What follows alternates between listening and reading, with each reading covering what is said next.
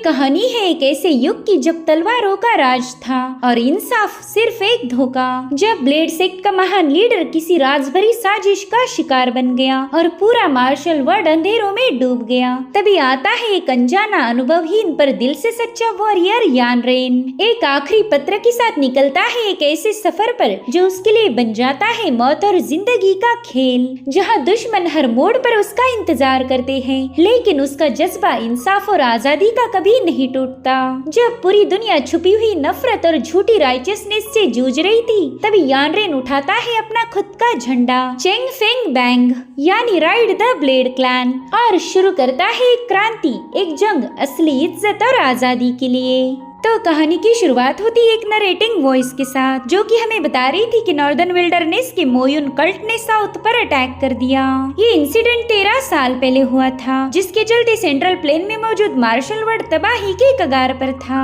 उस वक्त युन जिंगशान नाम का एक पावरफुल तलवारबाज अचानक से इमर्ज हो गया। उस जाबाज योद्धा ने अकेले ही मोयुन कल्ट की धज्जियां उड़ा दी और उसके इसी करतब को देखकर उसे ब्लेड मास्टर इस टाइटल से नवाजा गया। इस बैटल के बाद मार्शल वर्ल्ड पूरी तरह से राइचियस पाथ को फॉलो करने वाले चेनफिंग पवेलियन के अंडर में आ चुका था। तो इस तरह से चेनफिंग पवेलियन इस मार्शल आर्ट दुनिया का सबसे बड़ा सेक्ट बन चुका था। लेकिन बदलते मौसम के साथ चेनफिंग पवेलियन के रंग भी बदलने लगे। उन्होंने अब अपने फायदे के लिए काम करना शुरू किया था, जिसके चलते एक जमाने में राइचियस पाथ को फॉलो करने वाला चेनफिंग पवेलियन अब एक इवल सेक्ट बन चुका है। एक वक्त पर चेनफिंग पवेलियन इस मार्शल आर्ट की दुनिया का प्रोटेक्टर था, मगर आज उनके लिए एक बहुत बड़ा खतरा बन चुका है, जिसके चलते मार्शल आर्ट की दुनिया एक बार फिर से क्योस के अंधेरों में धकेली जाएगी। यहाँ पर खून की नदियाँ बहेगी। तो अब इसी बैकग्राउंड इंफॉर्मेशन के साथ इस कहानी की शुरुआत होती है। यहाँ पर हमें एक एंशिएंट टेम्पल दिखाया गया, जो कि कई सालों से बंद पड़ा था, लेकिन आज वहाँ पर एक योद्धा जख्मी हालत में अपने डिसाइपल को लेकर पहुँच गया।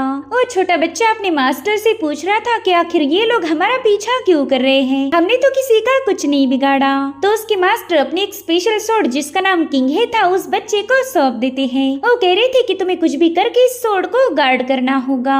अगर मैं वापस तुम्हारे पास नहीं आया तो तुम मेरा इंतजार मत करना। मैं चाहता हूँ कि तुम यहाँ से सीधा चोंगशू टाउन चले जाओ। वेल, इस बच्चे का नाम था यान रेन। वो अपने मास्टर से कहता है कि मेरे माँ बाप तो बचपन में ही मारे गए। वो आप ही थे जिन्होंने मुझे पाल पोस कर बड़ा किया, मुझे सहारा दिया, और आज आप भी मुझे छोड़कर जा रहे हो। मुझे मौत से डर नहीं लगता। अगर वो लोग हमें मारना चाहते हैं तो ठीक है, हम दोनों मिलकर आखिरी सांस तक उनका मुकाबला करेंगे।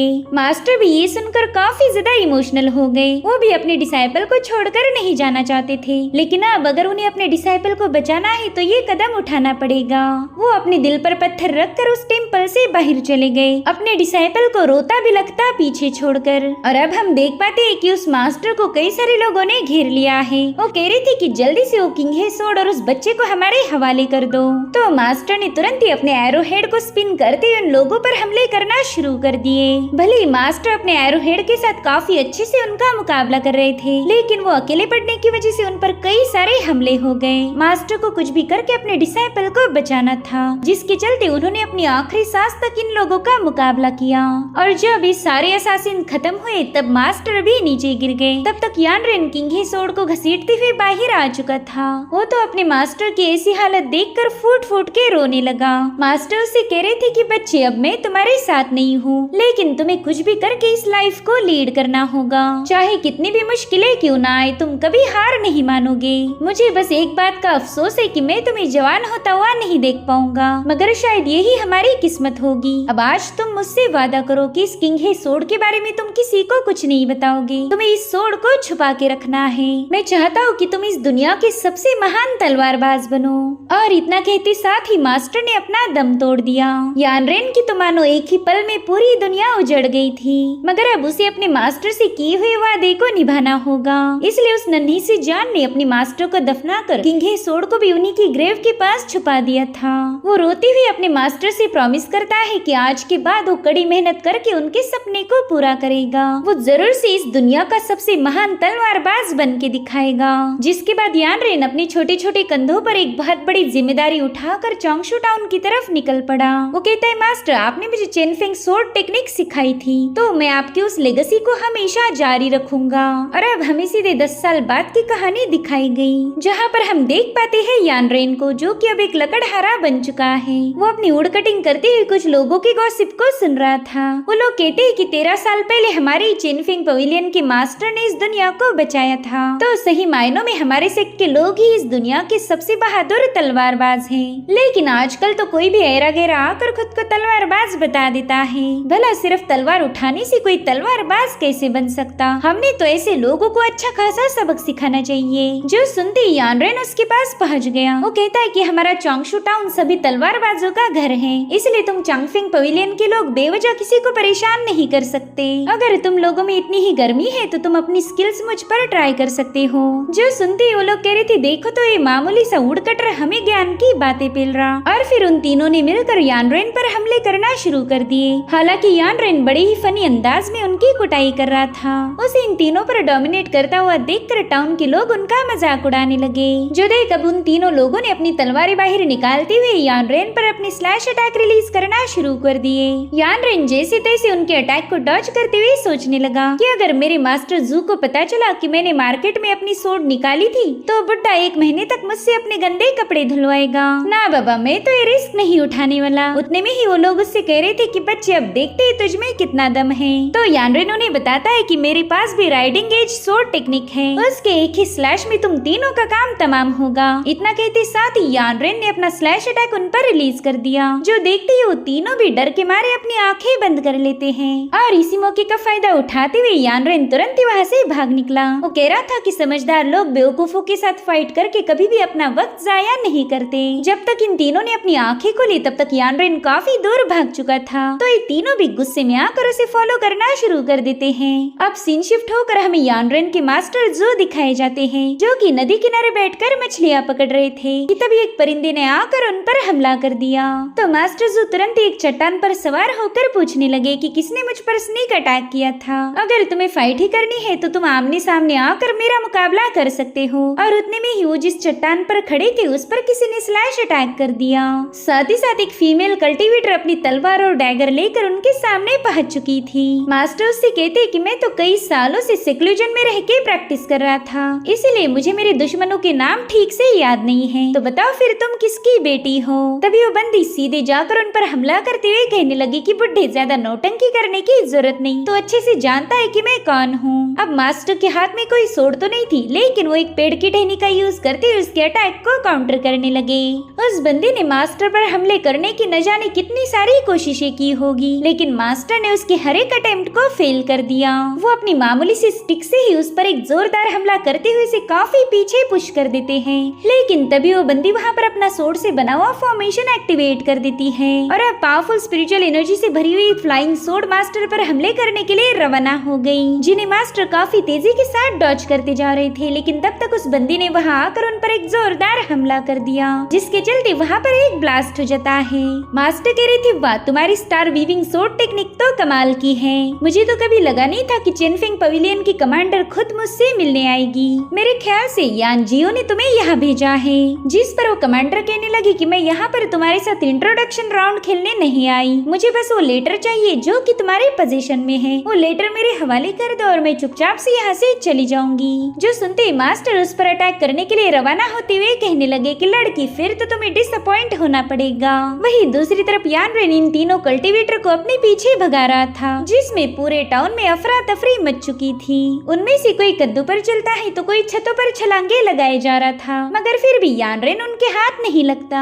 लेकिन काफी देर गुजरने के बाद फाइनली उन तीनों ने यानरेन को घेर लिया। उससे कहते चल बच्चे अब भाग के दिखा, देखते तो कितनी दूर भाग पाएगा। लेकिन उसी वक्त मौसम अचानक से बदलने लगा। उस पूरे इलाके में काले बादल छा चुके थे, जो देखकर ये सभी लोग काफी ज्यादा हैरान हो गए। किसी को समझ नहीं आ रहा था कि आखिर यहाँ पर हो क्या रहा है। वही दूसरी तरफ मास्टर जू ने इस फिनोमेना को पहचान लिया था। वो कहने लगे कि ये तो एक डेडली फॉर्मेशन है और उतने में ही पूरे टाउन में इवल एनर्जी फैलने लगी, जिसमें से कुछ शैडो मॉन्स्टर्स बाहर आकर मॉर्टल्स पर अटैक करना शुरू कर देते हैं। उनकी चपेट में आने वाला हर एक पर्सन इवल एनर्जी की पोजीशन में आ चुका था। साथ ही साथ यानरेन पर भी एक मॉन्स्टर का अटैक हो गया। कुछ इवल शैडोज मास्टर जू पर भी हमला करने के लिए माउंटेन पर पहुंच चुकी थी। उन सभी शैडोज ने मास्टर को चारों ओर से घेर लिया था, जिसके बाद वो 1 बाय 1 उन पर हमले करना शुरू कर देते हैं, जहाँ पर मास्टर अपनी एनर्जी का यूज करते उन शैडोज को डिस्ट्रॉय करने लगे। मगर फाइनली एक शैडो मॉन्स्टर उन पर हमला कर ही देता है, जिसके चलते मास्टर भी अभी ईवल शैडोज की वजह से अफेक्ट हो गए थे। कमांडर उन्हें बताती है कि आपका पूरा माउंटेन मेरी स्टार्टलिंग शैडो फॉर्मेशन से घिरा हुआ है, इसलिए अब बिना चालाकी दिखाए वो लेटर मेरे हवाले कर दो। जो सुनते ही मास्टर ने अपनी पावरफुल एनर्जी को रिलीज करते हुए उस कमांडर को काफी पीछे पुश कर दिया और मौका मिलते ही वो वहाँ से भाग निकलते हैं। जो देखकर कमांडर कह रही थी कि अरे आपने फिर से गलती कर दी, क्या आपको वाकई लगता है आप मेरी नजरों से बच पाओगे? और अब वो अपने पालतू परिंदे को मास्टर जू के पीछे लगवा देती है। इधर यानरिन अपने दुश्मनों को पोक करके उठाने की कोशिश करता है, मगर वो सभी लोग बेहोश हो चुके थे। साथ ही यानरिन ये देखकर काफी ज्यादा हैरान हो गया कि उन ईवल शैडोज के कांटेक्ट में आने वाला हर एक पर्सन बेहोश हो चुका है। यहाँ का नजारा देखकर यानरिन काफी ज्यादा पैनिक हो गया। साथ ही उसे अपने मास्टर जू की भी फिक्र हो रही थी, इसलिए वो तुरंत ही अपने घर की तरफ रवाना हो गया। जैसे वो घर पहुंचा वो देखता है कि मास्टर जू की हालत भी काफी ज्यादा खराब है। मास्टर सरप्राइज होकर कहने लगे कि बच्चे तुम पर तो कोई असर नहीं हुआ, जिस पर यानरिन बताता है कि हाँ इस बात से तो मैं भी काफी ज्यादा सरप्राइज्ड हूँ। शैडो मॉन्स्टर के अटैक की वजह से टाउन के सभी लोग बेहोश हैं, लेकिन मुझ पर तो उनका कोई असर नहीं हुआ। तो मास्टर से कहते कि वहाँ पर पत्थर के नीचे मैंने एक लेटर छुपा के रखा है, जाओ जल्दी से उस लेटर को मेरे पास लेकर आओ। तो यानरिन अपने मास्टर की बात मानते हुए तुरंत ही उस लेटर को ऑब्टेन कर लेता है। मास्टर जू यानरिन को बताते हैं कि ये लेटर काफी ज्यादा इम्पोर्टेंट है, तुम्हें कुछ भी करके इसे ईस्टर्न सी में मौजूद शुआनजेन सेक्ट के लीडर ली सुवेई तक पहुंचाना होगा।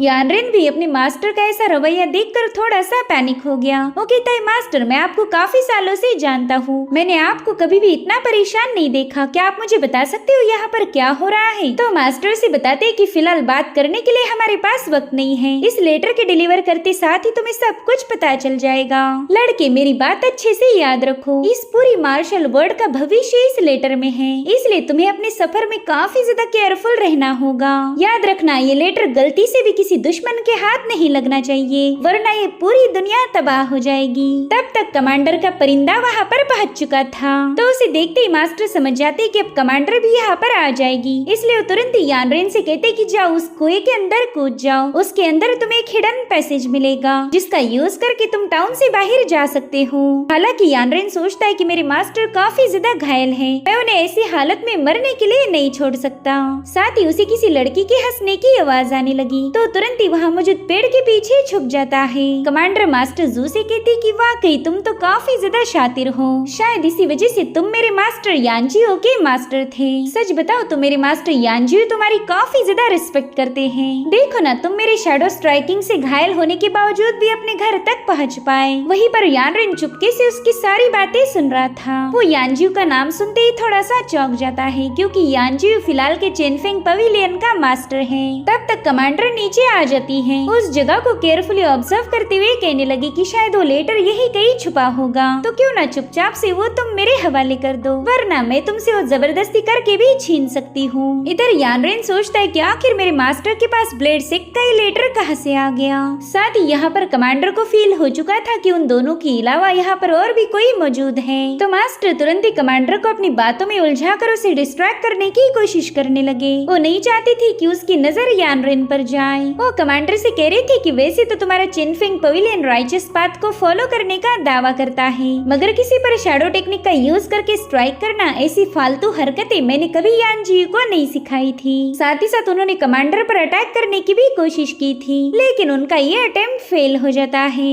वो उससे कहते कि यानजियो डार्क आर्ट का यूज कर रहा, अब तो मुझे उसे अपना डिसाइपल बोलने में भी शर्म आ रही। और उतने में ही कमांडर उनके अटैक को डॉज करते हुए उन पर एक जोरदार लात जड़ देती है, जिसके चलते मास्टर जू काफी दूर जाकर पटक गए थे। अब कमांडर उन पर अपनी सोड पॉइंट करते हुए कहने लगी कि चुपचाप से वो लेटर मेरे हवाले कर दो, तुम तो ऑलरेडी शैडो स्ट्राइक से घायल हो चुके हो, इसलिए मेरा मुकाबला नहीं कर सकते। अगर मैं चाहूँ तो एक ही सेकंड के अंदर तुम्हें खत्म कर सकती हूँ। जिस पर मास्टर कहते कि मुझे मौत से डर नहीं लगता, तुम बड़े शौक के साथ मुझे खत्म कर सकती हो, मुझे कोई गम नहीं होगा। लेकिन यहाँ पर कमांडर का टारगेट कोई और था, इसलिए मास्टर पर अटैक करने का नाटक करने लगी। तो उसे रोकने के लिए यानरिन तुरंत ही उसके सामने आ गया। यानरिन को देखकर कमांडर कहने लगे, अरे देखो तो चूहा बिल से बाहर आ गया। यानरिन उससे कहता है कि मेरे मास्टर को नुकसान पहुंचा जाने की कोई जरूरत नहीं, तुम जिस लेटर के पीछे हो वो तो मेरे पास है। जो सुनते ही मास्टर उसे डांटने लगे। वो कहते, बेवकूफ, तुझे मेरी फिक्र करने के लिए किसने बोला था।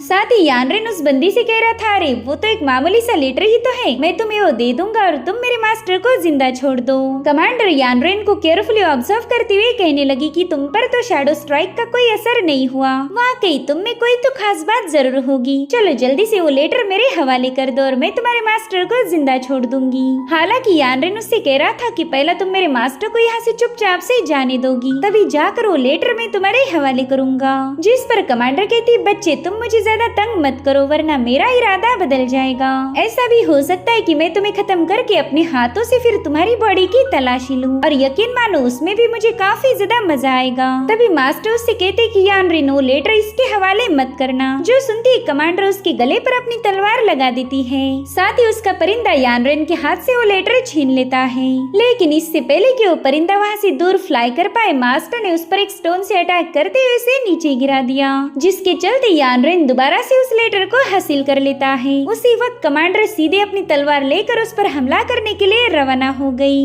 लेकिन उसी वक्त मास्टर जू बीच में आकर यानरेन को उस कुएं में ढकेल देते हैं। हालांकि उनकी इस कोशिश में कमांडर की तलवार उनके आर पार घुस चुकी थी। यहाँ पर यानरेन अपने मास्टर को इमोशनल होकर देखे जा रहा था। वो चाहकर भी मास्टर जू को बचा नहीं पाया। वहीं पर मास्टर उसे बताते हैं कि बच्चे मेरी एक बात हमेशा याद रखना, तुम्हें इतनी कड़ी मेहनत करनी है कि एक दिन तुम हेवन को भी सरपास करो, इस दुनिया की सबसे पावरफुल योद्धा बनकर इमर्ज हो जाओ। और इसी के साथ मास्टर अपनी बची हुई पावर का यूज करते हुए इस कुएं पर अटैक कर देते हैं, जिससे वहाँ पर एक जोरदार ब्लास्ट होकर वो कुआं कोलैप्स होने लगा। यहाँ पर यानरेन अपने मास्टर को आवाज दे रहा था, मगर उसे पता है कि अब वो चाहकर भी उनकी मदद नहीं कर पाएगा। साथ ही उसे कुछ भी करके लेटर ली सुवेई तक पहुँचाना है। इस मोमेंट पर उसे याद आता है कि कैसे मास्टर जू ने उसकी मदद की थी। वो एक बेसहारा बच्चे को रास्ते से उठाकर अपने घर लाए, लेकिन जिस तरह से उसके पहले मास्टर मारे गए उसी तरह से उसने अपने सेकंड मास्टर को भी खो दिया। सब उस कुएं के पूरी तरह से कोलैप्स होने से पहले यानरेन उसके सीक्रेट टनल में चला जाता है। मास्टर जू ने इस कुएं को इसलिए डिस्ट्रॉय किया था ताकि कोई भी यानरेन तक पहुंचने न पाए।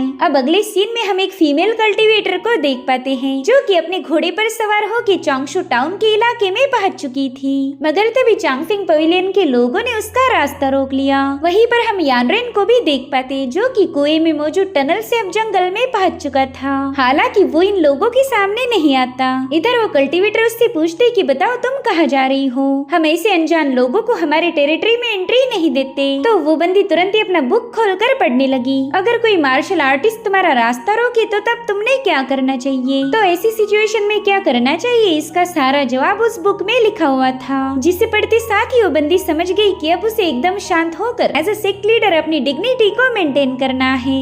तो वो उन दोनों डिसाइपल से बात करने के लिए तुरंत ही उनकी तरफ रवाना हो गई। इधर यानरेन उसका घोड़ा चुराने की फिराक में था, उसे तो बस एक सही मौके की तलाश है। इधर वो बंदी उन दोनों डिसाइपल्स को बताने लगी कि मेरा नाम है जियानशुई और मैं बशान कैंडल लाइट सोर्ड सेक्ट की मास्टर हूँ, और मैं कहाँ जा रही हूँ ये तो मैं तुम्हें बता नहीं सकती। दरअसल वो मेरा एक छोटा सा सीक्रेट है। जो सुनती हो दोनों बंदे कह रहे थे कि तुम तो अभी अभी अंडे से बाहर निकली हुई लड़की हो, तुम्हें क्या लगता है तुम खुद को सेक्ट लीडर बताओगी और हम तुम्हारी बात मान जाएंगे? चलो जल्दी बताओ तुम यहाँ पर क्यों आई हो। अब इस पर क्या जवाब दिया जाए इसके लिए भी वो बंदी अपनी बुक चेक करती है। उसमें लिखा था कि अगर कोई तुम्हें उकसाने की कोशिश कर रहा हो तो उससे बात मत करो, बल्कि सीधे अपनी सोड को बाहर निकाल लो। इधर यानरेन भी उसकी ये हरकतें देखकर काफी ज्यादा कंफ्यूज था। वो सोचता है कि ये बंदी कोई भी एक्शन लेने से पहले वो किताब पढ़ती है। ऐसी सेक्ट लीडर तो मैंने आज तक नहीं देखी। वहीं पर चांगफिंग पवेलियन के डिसाइपल सीधे उस पर अटैक करने के लिए चले जाते हैं, मगर जियानशुई ने अपने एक ही कूल स्लैश अटैक के साथ उन दोनों को निपटा दिया था। जिसके बाद वो अपनी सोड को मैन में रखते हुए अपने घोड़े को बुलाने लगी, मगर उसका घोड़ा तो गायब है।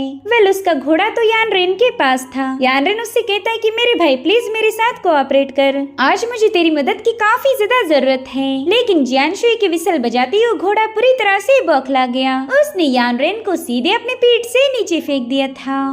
अब ये सीन यहीं पर कट होकर हमें यानरेन के बचपन की कहानी दिखाई गई। जब यानरेन के पहले मास्टर की मौत हुई थी तब वो चांगशो टाउन जाने के लिए जंगलों में भटकता रहा, लेकिन हेवी स्नो की वजह से उसकी हालत काफी ज्यादा खराब हो गई थी। तब तक मास्टर जो शराब के नशे में नाचते गाते हुए वहाँ पर पहुँच गए। हालांकि यानरेन से टकरा कर वो नीचे गिर जाते हैं। उन्होंने देखा कि एक बच्चा वहाँ पर बेहोश पड़ा है। वेल ये वही दिन था जब मास्टर जू यानरेन को अपने साथ लेकर आए। अब कहानी दोबारा से प्रेजेंट टाइम में आ जाती है, जहाँ पर यानरेन को होश आ चुका था, मगर उसके सिर में अभी भी काफी ज्यादा दर्द है। उतने में ही उसे जियानशु की आवाज आई, जो कि पूछती तुम ठीक तो हो ना? तो कहता है हाँ मैं बिल्कुल ठीक हूँ। मगर फिर उसे पता चला कि ये सवाल तो जियानशु ने उसके घोड़े से पूछा है। साथ ही साथ जियानशु अपने घोड़े को शाओचिंग नाम से पुकार रही थी, जो सुनते ही यानरेन उस पर गुस्सा हो गया। वो कहता है कि ये तो एक घोड़ा है, फिर तुम उसे इंसानों के नाम कैसे दे सकती हो?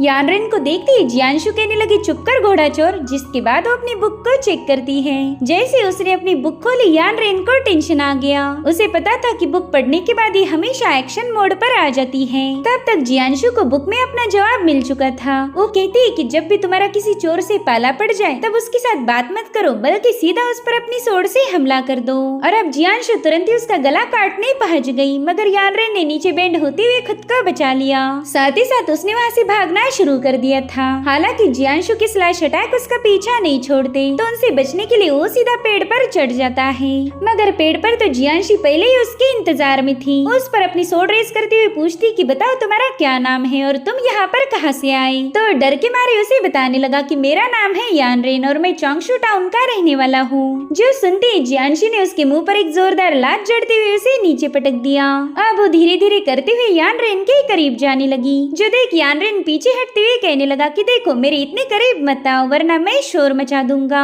वेल यहाँ पर यानरेन की हरकतें किसी अबला नारी से कम नहीं थी।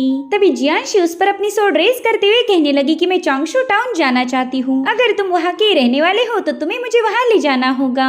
अगर तुम मेरी हेल्प करोगे तो मैं इस घोड़े की चोरी को भूल जाऊंगी। जिस पर यानरेन कहते हैं ना बाबा, मैं तो उस टाउन में पाँव भी नहीं रखने वाला। जो सुनते ही जियानशु ने उसके मुंह पर एक जोरदार लात जड़ते हुए उसे नीचे पटक दिया और फिर वो उसके सीने पर पाँव रखते हुए पूछती कि बताओ चलोगे या नहीं? तो फाइनली यानरेन को ना चाहते हुए उसकी बात माननी पड़ी, मगर फिर भी उसकी थोड़ी बहुत धुलाई तो हो ही गई थी। और अब झगड़ा झगड़ी करने के बाद इनका सफर शुरू हो चुका था। यानरेन कहता है कि तुम बाशान सोड सेक के लोग तो काफी ज्यादा गुस्से वाले हो, तुम्हें जरा भी उकसाओ तो तुम तुरंत ही अपनी तलवार निकाल लेते हो। जिस पर जियानशु कहती जो भी हमारी बाशान सोड सेक का अपमान करेगा हम उस पर भी अपनी सोड रेज करते हैं। जो सुनते ही यानरेन तुरंत ही भागना शुरू कर देता है। वहीं पर जियानशु अपने घोड़े के साथ उसका पीछा कर रही थी। इधर कमांडर ची उस लेटर को हासिल करने में फेल हो गई, जिसके चलते वो काफी ज्यादा गुस्से में थी। तब तक उसके चमचे वहाँ पर पहुँच जाते हैं। उन्हें बता रही थी कि अभी तक वो लेटर हमारे हाथ नहीं लगा, इसलिए मैं चाहती हूँ कि तुम लोग पूरे चांगशो टाउन को सील कर दो। ना यहाँ पर कोई आएगा और ना ही कोई यहाँ से बाहर जाएगा। जब तक वो लेटर हमारे हाथ नहीं लगता तब तक तुम सभी को अलर्ट रहना होगा। तभी वो डिसाइपल उसे बताते हैं कि शैडो स्ट्राइक की वजह से चांगशो टाउन के कई सारे लोग अफेक्ट हो चुके हैं, शायद हमें उन सभी लोगों को हील करना होगा। जिस पर कमांडर कहने लगे कि ना हमारे पास उतना वक्त नहीं है, जाओ जाकर उन सभी लोगों को खत्म कर दो। और इससे हमें पता चल जाता है कि ये बंदी कितनी ज्यादा ब्रूटल है। सब कमांडर के हुक्म पर चांगफिंग पवेलियन के डिसाइपल टाउन में घुस चुके थे। उन्होंने अभी तक कई सारे मासूम लोगों को मार दिया था और जिनमें खुद को बचाने की एबिलिटी है वो उनका पीछा करने लगे। वो डिसाइपल उन्हें बता रहे थे कि इस चांगशो टाउन के लोगों ने हमारे मास्टर का अपमान किया है, इसलिए अब तुम सभी लोगों को मारा जाएगा। और फिर उन लोगों पर हमले होना शुरू हो गए। उन लोगों के पास पावर तो थी, मगर शैडो स्ट्राइक के अटैक के चलते वो अपनी रियल पावर का यूज नहीं कर सकते थे। तो इस तरह से जितने भी लोग शैडो स्ट्राइक से अफेक्टेड थे उन सभी को काफी ब्रूटली मारा गया। इनफैक्ट चांगफिंग पवेलियन के डिसाइपल्स ने पूरे टाउन का ही सफाया कर दिया था। और ये सब हुआ बस उस लेटर के लिए जो कि फिलहाल यानरेन के पास है। वही दूसरी तरफ हम कमांडर को देख पाते हैं, जो कि इतने सारे लोगों को मारने के बावजूद भी काफी ज्यादा रिलैक्स थी। वहीं पर हम एक और बंदे को देख पाते हैं जो कि कमांडर से कह रहा था कि आपने इतने सारे लोगों को बेझिझक खत्म कर दिया। आपके इस डिसीजन की वजह से हमें काफी सारी मुश्किलों का सामना करना पड़ सकता है। जिस पर कमांडर कहने लगे कि जंगली घास को हमेशा जड़ से उखाड़ देना चाहिए। अगर हमने उस घास की जड़ें नहीं उखाड़ी तो आगे चलकर काफी तेजी से ग्रो हो सकती है। और सेम हाल हमारी सिटी का था। चांगशो टाउन में कई सारे ब्लेड सेक्ट के वफादार थे, इसलिए मुझे उन्हें जड़ से खत्म करना पड़ा। अगर हम उन्हें जिंदा रखते तो शायद आगे चलकर वो हमारे लिए मुसीबत बन जाते। और अगर आपको उनके लिए इतना ही ज्यादा बुरा लग रहा है तो क्यों ना मैं आपको भी उनके पास भेज दूं। वेल, इस बंदे का नाम था मास्टर हुआ। वो तुरंत ही उसके सामने नील डाउन करते हुए कहने लगा कि मैं तो आपका पुराना वफादार हूँ। जब तक आसमान में ये चांद और सूरज रहेंगे तब तक मैं आपका वफादार हूँ और मुझे उम्मीद है कि आपको ये बात पता होगी। लेकिन कमांडर किन उसे गुस्से में घुरे जा रही थी। अब अगले सीन में हमें चेनफिंग पवेलियन का एक और कमांडर जेंग दिखाया जाता है, जो कि टाउन में मरे हुए लोगों की लाशें देखकर काफी ज्यादा भड़क गया था। उसे ये बिल्कुल अच्छा नहीं लगा था कि किन ने बस उस लेटर को हासिल करने के लिए इतने सारे लोगों का खात्मा कर दिया। वेल, इन लोगों को आसानी के साथ हील किया जा सकता था, मगर फिर भी किन ने उन्हें मारना प्रेफर किया। वही दूसरी तरफ यानरिन जियांशी को लेकर चांगशू टाउन की तरफ आगे बढ़ रहा था, मगर तभी उसे फील हुआ कि ये बंदा उसे सही डायरेक्शन में नहीं ले जा रहा। साथ ही वो देखते कि यानरिन एक ग्रेव के सामने अपना माथा टेक रहा है, जिस पर मास्टर कांग यानी कि यानरिन के पहले मास्टर का नाम था। यानरिन दिल ही दिल में इमोशनल होकर अपने मास्टर से कहने लगा कि मैं यहाँ से जाने वाला हूँ, पता नहीं आपसे दोबारा मुलाकात तब हो गई कि उतने में ही जियांशी ने उसके कंधे पर अपनी सोड रख दी। वो उसे गुस्से में कहने लगी कि तुम मुझे गलत डायरेक्शन में ले जा रहे हो, ये रास्ता बिल्कुल भी चांगशू टाउन के लिए नहीं जाता। जिस पर यानरिन कहता है फेरी मैं आपसे झूठ नहीं बोलूंगा, दरअसल मैं यहाँ पर अपने मास्टर को अलविदा कहने आया था। चानफिंग पवेलियन ने हमारे चांगशू टाउन पर अटैक किया था, जिसमें कई सारे लोग मारे गए और इसी वजह से मैं वो टाउन छोड़कर जाने वाला हूँ। मगर जियांशी को उसकी बातों पर यकीन नहीं होता। वो कह रही थी कि अपनी बकवास बंद करो, चानफिंग पवेलियन हमारी इस मार्शल वर्ल्ड का लीडर है, तो तुम उस राइचस पाथ को फॉलो करने वाले पवेलियन पर ऐसे इल्जाम नहीं लगा सकते। मैं अच्छे से जानती हूँ कि ये भी तुम्हारी कोई नई चाल होगी। और फिर जियांशी ने तुरंत ही अपनी रोप बाहर निकाली तो यानरिन उससे कहता है कि मैं खामोश हूँ, इसका मतलब ये तो नहीं कि मैं पावरलेस हूँ। तुम लड़की हो इसलिए मैं तुम्हारे साथ तमीज से बात कर रहा था, लेकिन अब तुम्हें इस यानरिन की पावर का अंदाजा हो जाएगा। जिसके बाद वो अपनी कुंफू पोजीशन में आकर अपने मुंह से अजीब सी आवाजें निकालने लगा, जो देखकर जियांशी को हंसी आने लगी। और फिर उसने अपनी रोप उस पर रिलीज कर दी, जो देखते ही यानरिन काफी फनी स्टाइल में वहाँ से भागने लगा। हालांकि जियांशी की रोप ने उसे जकड़ लिया था। वो उसे घसीटते हुए लाकर पेड़ पर टांग देती है। वो उससे कहता है मिस प्लीज मुझे नीचे उतार दीजिए, आइंदा से मैं कभी आपके साथ कोई बदतमीजी नहीं करूंगा। लेकिन जियांशी उसे नीचे उतारे बिना ही वहाँ से रवाना हो गई। अब उसके वहाँ से जाने के बाद यानरिन कहने लगा कि तुम्हारी ये फालतू रोप मुझे बांध नहीं सकती, बस देखती जाओ कैसे मैं चुटकियों में आजाद होता हूँ। और फिर वो अपनी बॉडी को मूव करते हुए झूले लेकर अपने पाँव तक पहुँचने की कोशिश करता है, लेकिन कई सारी कोशिशें करने के बावजूद भी वो खुद को आजाद नहीं कर पाया। अब अगले सीन में हमें एक प्लेजर हाउस का सीन दिखाया जाता है, जहाँ पर एक बंदा शराब पीकर एक लड़की को अपने बहादुरी के किस्से सुना रहा था। उससे कहता है कि ज्यादा हैंडसम लड़के बिल्कुल भी बहादुर नहीं होते। अगर कोई लड़का तुम्हें काफी ज्यादा अट्रैक्टिव लगे तो समझ जाओ कि वो चिकना एक नंबर का लूजर होगा, वो कभी भी मेरे जैसा कारनामा नहीं कर पाएगा। पिछली बार तो मैंने टाइगर किलिंग गैंग के लीडर का सिर एक ही झटके में काट दिया था। दरअसल उसकी कटी हुई गर्दन रोल करते हुए एक हैंडसम बंदे के पाँव के पास पहुंच गई थी, तो उसे देखते साथ ही उस बंदे ने अपनी पतलून गीली कर दी, जो सुनती वो लेडी काफी ज्यादा हंसने लगी। मगर उसका पूरा ध्यान था उसके सामने मौजूद हैंडसम बंदे पर, जो कि उसे देखकर आंख मारने लगा। दरअसल ये पर्सन एक आर्टिस्ट है और इसे उसी कटी हुई गर्दन को ड्रॉ करने के लिए हायर किया गया था, मगर उसे हैंडसम लोगों पर किए हुए कमेंट बिल्कुल भी पसंद नहीं आए, जिसके चलते उन दोनों में फाइट शुरू हो गई थी। वेल, इस बंदे का नाम था शाओ और इसका ब्रश ही इसका मैजिकल वेपन है। इधर वो बंदा अपना स्पीयर लेकर शाओ की तरफ भागने लगता है, जो देख शाओ ने अपने स्पिरिचुअल ब्रश से उस पर एनर्जी अटैक करना शुरू कर दिए, तो उस बंदे ने अपना स्पीयर ही शाओ की तरफ थ्रो कर दिया। मगर शाओ बड़े ही कूल अंदाज में उस पर एक लात जड़ते हुए स्पीयर सीधा उस बंदे के आर पार घुसा देता है। शाओ ने उस बंदे के स्पीयर का ही यूज करके उसे मार दिया था। इधर पूरा दिन गुजरने के बाद रात हो गई, मगर फिर भी यानरिन खुद को आजाद नहीं कर पाया था। वो जोर जोर से रोते हुए मदद की गुहार लगा रहा था, मगर वहाँ पर कोई नहीं जो उसकी आवाज सुन सके। इसलिए वो अपने मास्टर से कहता है, देखो आपका ये लेजेंडरी ब्लेड मास्टर कैसा पेड़ से उल्टा टंगा है। आपके डिसाइपल को इस दुनिया का महान योद्धा बनना था, मगर देख लो मेरी हालत, मैं तो यहाँ पर भूखा प्यासा मारा जाऊंगा। मास्टर मुझे माफ कर देना, मैं आपके सपनों को पूरा नहीं कर पाऊंगा। और उतने में उसे याद आता है कि अरे मेरे पास तो एक सोड भी है, तो तुरंत ही अपनी सोड को निकाल कर रस्सी को काट चुका था और अब आजाद होते ही उसका पूरा लहजा ही बदल गया। अभी तक रोने वाला यान रेन अब बड़ी बड़ी बातें फेंक रहा था। वो कह रहा था कि उस मेंढक की शक्ल वाली लड़की को लगा था कि वो मास्टर यान को यहाँ पर ट्रैप कर पाएगी, लेकिन उसे क्या पता कि उसने गलत बंदे से पंगे लिए। अब अगर उसे जिंदा रहना है तो गलती से भी मेरे सामने ना आ जाए, वरना मैं उसे ऑन द स्पॉट मार दूंगा। अब यान रेन वहाँ से जाने वाला था कि तभी कमांडर जेंग वहाँ पर अपने कुछ डिसाइपल्स को लेकर पहुँच गया। वो यान को ग्रीट करते हुए बताने लगा कि मैं राइचस चेनफिंग पवेलियन का कमांडर हूँ, मुझे तुम्हारे साथ कुछ जरूरी बात करनी है, तो क्या तुम हमारे साथ चल पाओगे? तुम्हारी हम काफी अच्छे से मेहमान नवाजी करेंगे। जिस पर यान रेन कहता है किडनैपिंग को मेहमान नवाजी का नाम कब से दिया जाने लगा? तो कमांडर जेंग उससे कहता है कि तुम पर शैडो स्ट्राइकिंग का कोई असर नहीं हुआ था, जरूर से इसमें कोई मिस्ट्री छुपी होगी, इसलिए मेरे मास्टर तुमसे मिलना चाहते हैं। जैसे ही हमें इसके पीछे की वजह पता चलेगी मैं खुद होकर तुम्हें तुम्हारे घर तक एस्कॉर्ट करूंगा। जिस पर यान रेन उसे गुस्से में कहने लगा कि घर तो मैं तभी जाऊंगा जब मेरे पास घर होगा, तुमने तो मुझसे मेरा सब कुछ छीन लिया, मेरे मास्टर को बेरहमी से मार दिया गया, तो भला मैं उस मनहूस टाउन में क्यों जाऊंगा?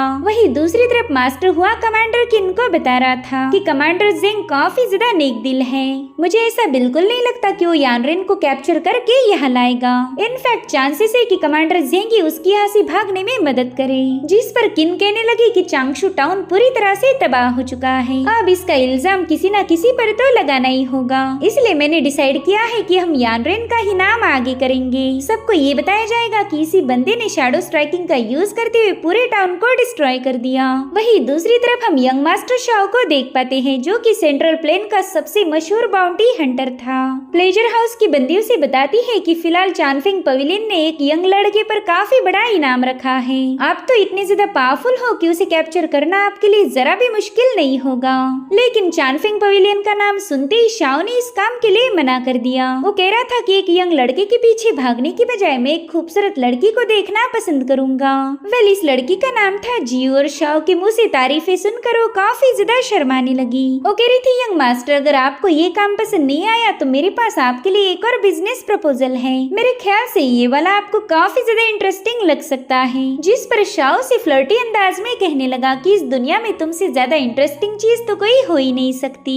और उतने में जियो से धीरे से शैडो ब्लेड वेई का नाम बताती है। अभी वेई नाम का पर्सन एग्जैक्टली कौन है इसके बारे में हमें फिलहाल कोई इन्फॉर्मेशन नहीं दी गई। अब सीन शिफ्ट होकर हम जियानशी को देख पाते हैं, जो कि चानफिंग पवेलियन के डिसाइपल्स को टॉर्चर करते हुए पूछ रही थी कि बताओ चांगशु टाउन का रास्ता कौन सा है, मगर वो लोग तो उसे कोई इन्फॉर्मेशन देने के लिए तैयार नहीं थे। इनफैक्ट अब तो वहाँ पर कई सारे और डिसाइपल पहुँच गए, जिन्होंने जियानशी को चारों ओर से घेर लिया था। उससे कहते कि लड़की ये हमारी चानफिंग पवेलियन की टेरिटरी है और तुमने यहाँ पर घुसकर हमारे डिसाइपल पर अटैक करने की हिम्मत दिखाई। जिस पर जियानशी कहती है कि मैंने तो सुना था चांगशु टाउन सभी तलवारबाजों के लिए एक होली सिटी है, फिर आखिर तुम चानफिंग पवेलियन के लोग मुझे वहाँ पर जाने क्यों नहीं दे रहे? तो उनमें से एक सीनियर डिसाइपल कहने लगा कि हम चानफिंग पवेलियन के लोग हैं, इसलिए हमें किसी के सवालों का जवाब देने की कोई जरूरत नहीं, और वैसे भी तुम काफी ज्यादा खूबसूरत हो, तो उस टाउन में जाने की बजाय क्यों ना तुम हमारे साथ मजे करो। जो सुनते ही जियानशी ने हवा से भी तेज रफ्तार के साथ सीधे जाकर उस बंदे का गला काट दिया।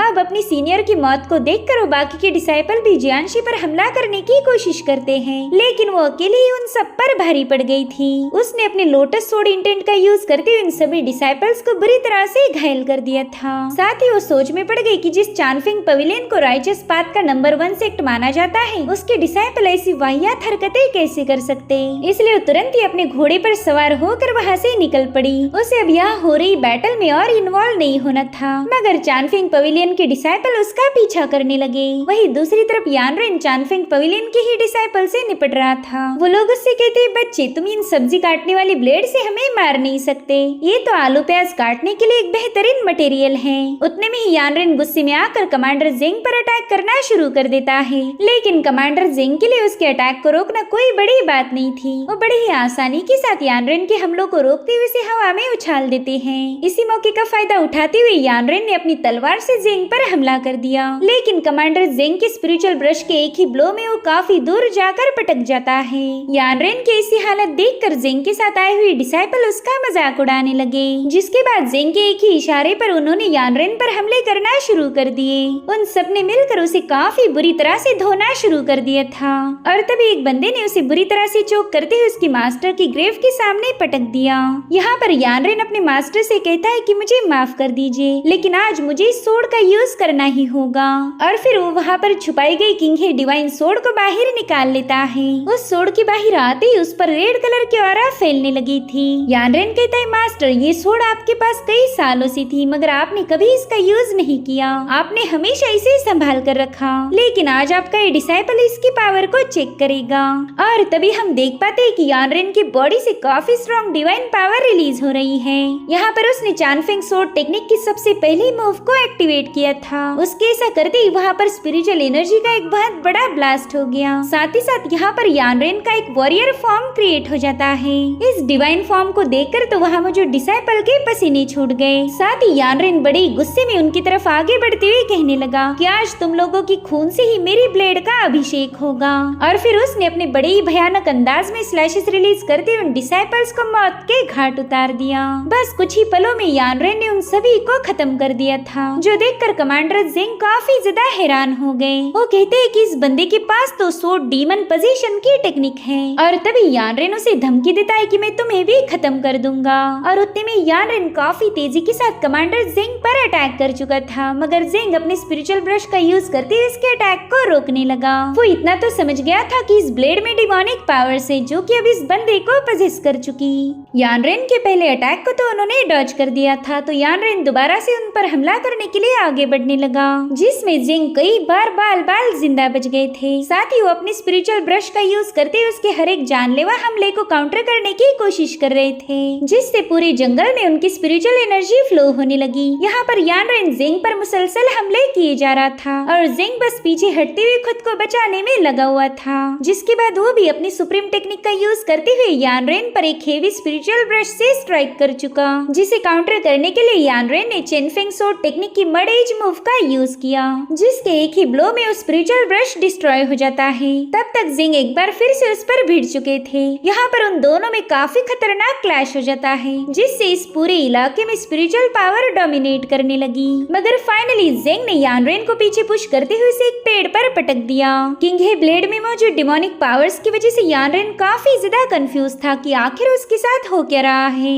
उसका खुद पर जरा भी काबू नहीं होता। साथ ही वो देखता है कि कमांडर जिंग उसकी तरफ आगे बढ़ रहा, इसलिए वो इरिटेट होकर कहने लगा कि मास्टर, मैं इस जगह से जाना चाहता हूँ। जो सुनते ही वो सोड अपने आप एक्टिवेट होकर यानरेन को वहाँ से ले जाने लगी, जो कि काफी ज्यादा सरप्राइजिंग था। ऐसा लग रहा था मानो इस सोड में खुद का एक इंटेलिजेंस हो। वहीं दूसरी तरफ हम जियानशी को देख पाते, जो कि अभी भी चानफेंग पवेलियन के लोगों से अपना पीछा छुड़वाने में लगी हुई थी। साथ ही वो अपने घोड़े से कहती कि शायद वो यानरेन एकदम सच बोल रहा था। इस राइचस सेक्ट के लोग तो वाकई काफी ज्यादा कमीने हैं। मास्टर ने मुझे पहले ही ऑर्डर दिया था कि यहाँ आकर मैं कोई मसले खड़े नहीं कर सकती, वरना तो अभी तक मैं इन सबको मार देती। और उतने में यानरेन की सोड ने उसे जियानशु के सामने लाकर पटक दिया।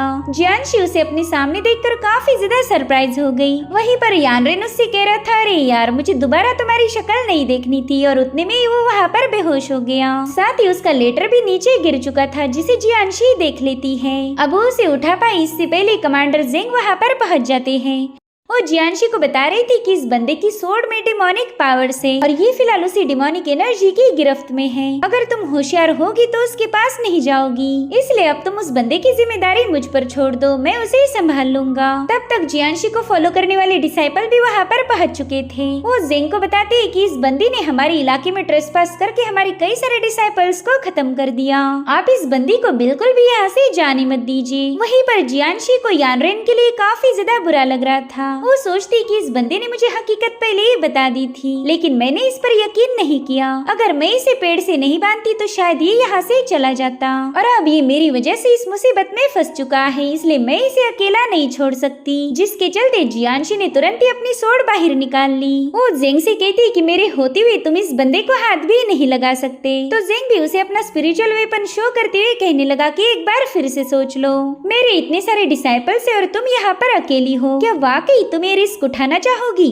जेंग की ये धमकी जियांशी को बिल्कुल भी पसंद नहीं आई थी, इसलिए वो तुरंत ही अपनी ब्लेड से बहुत ही स्ट्रॉन्ग ऑरा रिलीज करने लगी, जो कि काफी तेजी के साथ उस पूरी जगह में फैल चुकी थी। जेंग तो ये देखकर ही हैरान हो गया कि इस बंदी के पास इल्यूमिनेशन सोर्ड है, यानी कि कल्टीवेशन की काफी ज्यादा हायर लेवल पर पहुंच चुकी थी। तो जेंग सोचता है कि फिलहाल हमारे चानफिंग पवेलियन ने पावरफुल दुश्मनों से पंगे नहीं लेने चाहिए, इससे आगे चलकर काफी ज्यादा खून खराबा होगा। तो उस ब्लड शेड को रोकने के लिए जेंग पीछे हट गया, इसलिए वो अपने डिसाइपल्स को हुक्म देता है कि इन दोनों को चुपचाप से यहाँ से जाने दो। अब अगली सीन में हम देखते हैं कि कमांडर किंग ने जेंग के कुछ लोगों को खत्म कर दिया है, जो देखकर जेंग उस पर काफी ज्यादा भड़क गए थे। किंग जेंग से कहती है कि तुम अच्छे से जानती थी कि वो लेटर हमारी चेनफेंग पवेलियन के लिए कितना ज्यादा इम्पोर्टेंट था, लेकिन फिर भी तुमने यानरेन को उस लेटर के साथ वहाँ से भागने दिया। अब तो मुझे तुम्हारी इरादों पर शक हो रहा है। जिस पर जेंग गुस्से में जवाब देते कि वो तो ब्लेड सेक्ट ने भेजा हुआ एक मामूली सा लेटर था,